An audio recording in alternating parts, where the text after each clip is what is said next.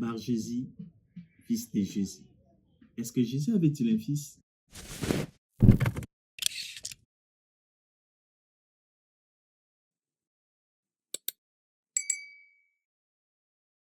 Shalom peuple de Dieu, bienvenue sur ma chaîne. Tout au long de cette vidéo, nous allons parler de Bar Jésus, fils de Jésus. Et j'aimerais vous inviter à vous abonner si vous ne l'avez pas encore fait.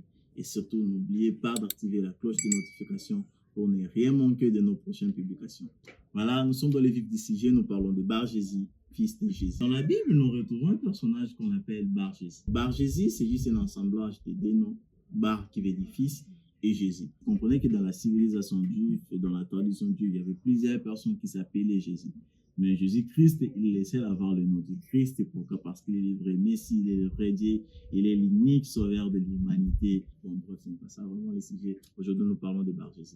Bar Jésus, c'est un personnage biblique que nous retrouvons dans le livre des Actes des Apôtres, chapitre 13, versets 6 à 12. Et l'histoire se passe dans l'île de Chypre, dans la ville de Paphos, là où Paul et Barnabas étaient partis en mission. Et là-bas, c'est là que nous retrouvons ce messieurs qu'on appelle Bar Jésus, autrement appelé Élymas, qui veut dire faux prophète, sorcier ou encore magicien. Donc comprenez que c'était un Dieu qui s'était adonné dans l'art mystique, dans l'art de la magie, juste pour gagner de l'argent. C'était comme son commerce en fait.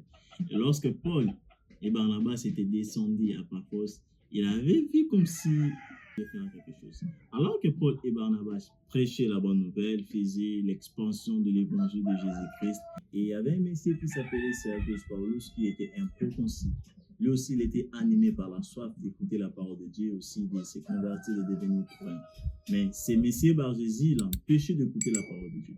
Il s'opposait, il se mettait là comme une brèche, comme une barrière. À chaque fois que Paul et Barnabas faisaient leur travail, lui aussi, il venait pour s'interposer, embrouiller des gens pour ne pas écouter la bonne nouvelle, pour ne pas écouter l'évangile de Jésus-Christ. C'était ça sa mission. Pourquoi? Parce qu'il ne voulait pas perdre ses croyants. Lui qui était un faux prophète, il avait aussi des gens qui venaient le consulter. Il se disait, eh bien non, si Paul et Barnabas arrivent à convaincre tout le monde, je risquerais de chômer dans mon travail. Et il les faisait chaque jour à tout le temps, jusqu'au jour où Paul en avait marre de ces messieurs. Il dit, bon, puisque toi tu n'écoutes pas, puisque toi tu ne veux pas comprendre la mission de Jésus sur la terre, je te vois que tu es rempli de l'esprit des mensonges, rempli de l'esprit de la sorcellerie, et la main de Dieu sera sur toi, et tu seras frappé d'aveuglement.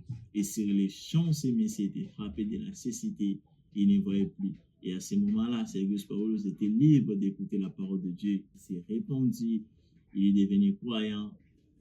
Comprenez que dans nos vies, dans nos milliers de vies, partout où nous sommes, il y a toujours des Bar Jésus. Ces faux prophètes qui prétendent être des vrais prophètes, ces faux pasteurs qui prétendent parler de la part de Jésus-Christ. Mais leur seul but, c'est de nous détourner du droit chemin et nous mener dans la voie de la perdition. Et les Bar Jésus ne sont pas seulement des pasteurs, des faux prophètes, cela peut être un ami. Quand tu parles de Christ, il parle des bars. Il parle de tout ce qui est passion de la jeunesse, des choses de ce monde.